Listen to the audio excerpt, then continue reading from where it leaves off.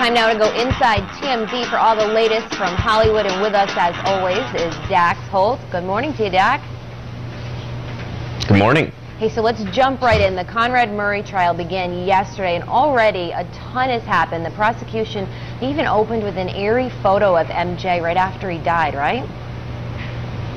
Yeah, well, David Walgren is the prosecutor in this case, and he got up and he talked for quite some time in his opening statements. And I think the most shocking part, like you said, was this photo of Michael Jackson laid out dead on a gurney, and it looks like he had some kind of breathing tube in his mouth, and they just put it up there on the screen for the jury to take a look at. And you know, they were doing slides over it, just had, you know, words covering it, but really you're sitting there staring going, oh my God, they're showing a photo of Michael Jackson passed away. And then he went on. I felt like he had a very, very good opening statement, you know, doing a lot of slides, showing you photos inside Michael's house. You saw the bed where Michael had passed away, all the bottles of propofol and medical equipment that was throughout the room where they had stashed the bags of evidence. And so I felt like I was just enthralled the entire time watching this. And then Ed Chernoff got up, who was Conrad Murray's attorney. His opening statements I felt like weren't exactly as prepared as the prosecution. Nevertheless, a lot of interesting information was put out there. You know, you really got a glimpse into Michael Jackson's life.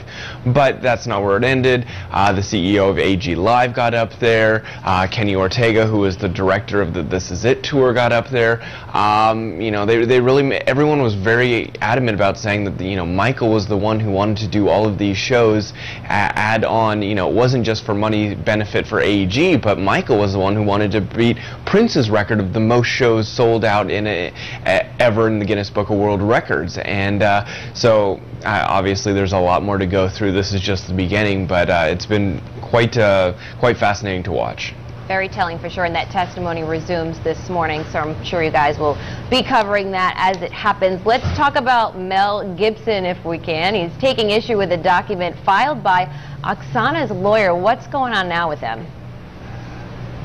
Well, Oksana's lawyer filed this document saying that Mel Gibson was paying Alexander, which is Oksana's son, $100,000 to in turn not sue him in the future. There was a story that was going around that Mel possibly pushed Alexander during one of his fights and pushed him into a table and hurt him. And so the document was saying, look, he'll pay this $100,000 to Alexander. Alexander, in turn, will never sue him in the future.